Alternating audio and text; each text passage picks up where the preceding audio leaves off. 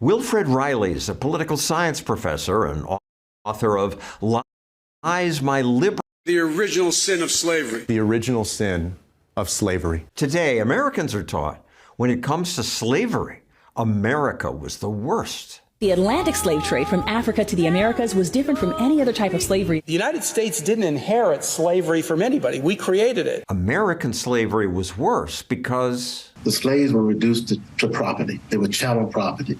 No other system of slavery did that except American slavery. That's complete nonsense. Wilfred Reilly is a political science professor and author of Lies My Liberal Teacher Told Me. Generational slavery, like if you're the son of a slave, you're a slave, that was extraordinarily common. Slavery around the world was slavery. Books like this, Unfinished Nation. Yeah. Slaves in Africa were kept unfree only for a fixed term. No, is the short answer. Most of the slaves taken by these sort of players would be either kept as slaves for their entire life or, more likely, sold to the whites and the Arabs in 2 years. Today, partly thanks to the New York Times 1619 Project, students are taught that America's slavery was unlike anything that existed before. We're the worst society ever. We've done things that no one else has ever done.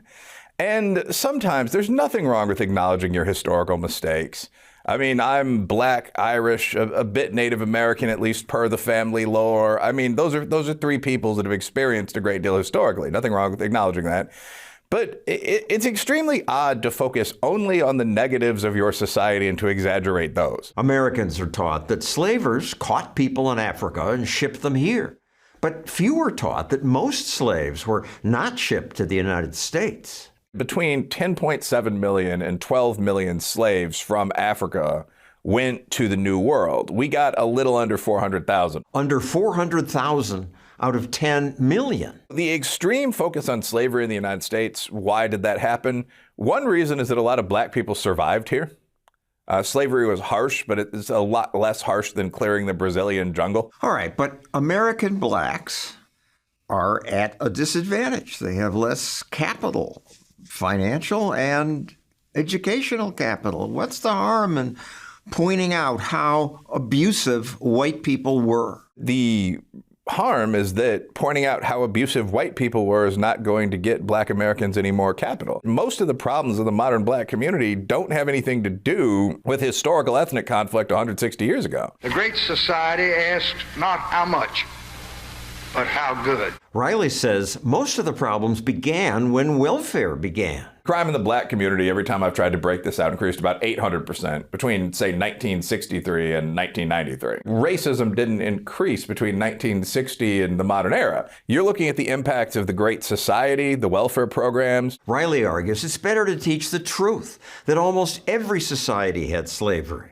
The Aztecs, the Persians, Egyptians, Greeks, Romans, Vikings, and most of all, the Arab world. The Arabs were probably history's premier slave traders. Sometimes they captured poor whites from Slavic countries. The Muslims, many of whom were dark-skinned or even black, took so many blonde slaves out of this region that they gave the word slave to the global slave population. Many slaves were forced into harems. Sexual slavery was very much a part of slavery. Like if your group was defeated in war, the men would probably just be killed or they'd be sold as farmhands.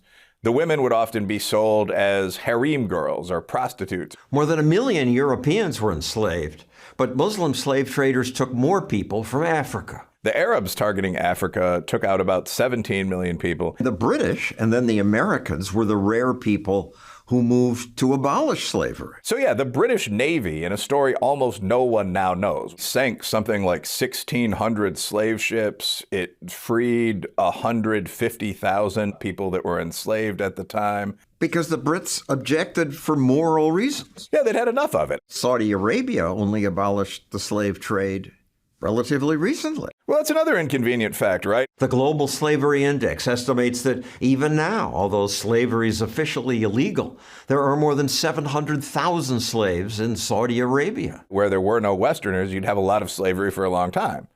And you do. American slavery was horrible, but it wasn't unique.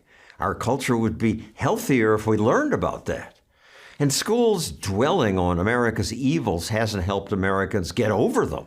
Gallup polls show that after schools started focusing on oppression, race relations got worse. The idea of generational slavery, the idea of slave trading, none of that was unique to America. And another thing, you don't need radicalism to critique the worst excesses of an existing system. All you need is incrementalism and honesty. In a few weeks, I'll post a video about another of Riley's myths, the claim that before Columbus, the native people were kind stewards of the environment. I know every rock and tree and creature has a life, has a spirit, has a name.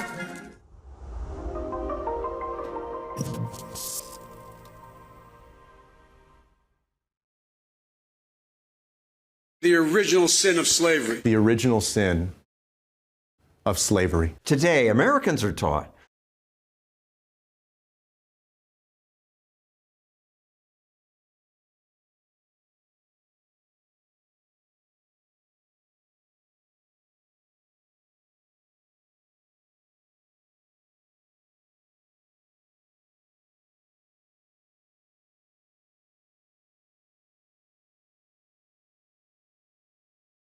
the history of slavery existed all over the world for thousands of years among all sorts of people, as far back as the history of the human species goes.